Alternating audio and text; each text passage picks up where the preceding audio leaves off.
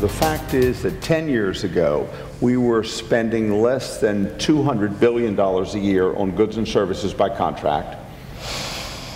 Over the last 3 years, we've spent over $500 billion a year on goods and services, the procurement budget, civilian and defense agencies combined.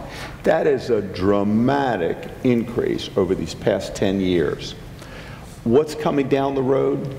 It's hard to say, but I'll put a few markers out there to put things in context.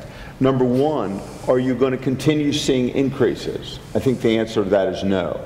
We worked very hard to restrain spending when I was in the administration, and we succeeded in keeping the numbers relatively steady. But that's talking about, again, over $530 billion a year on goods and services. That's fact one. Fact two, or prospect two, if you will, are those numbers going to go down dramatically? It is hard to imagine them going down dramatically. It's just, unless the government is really going to do less, it's hard to imagine them going down dramatically.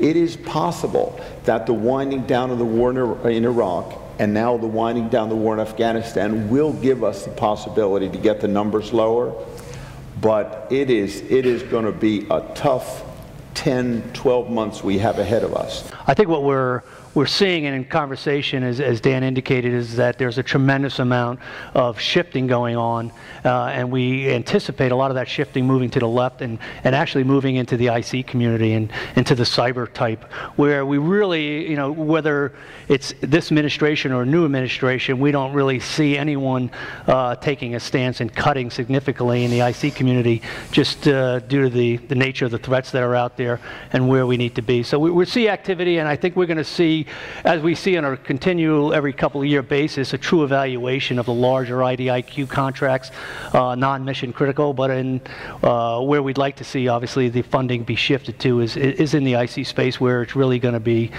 important to defend. And I think the current government fiscal situation, I think we all agree, is unsustainable.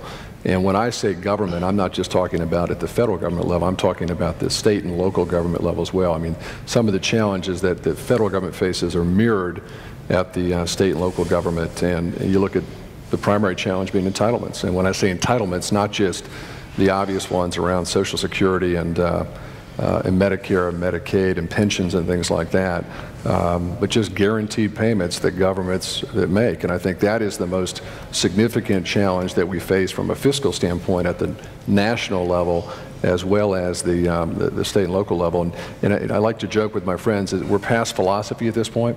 It's really about math, and the math doesn't work.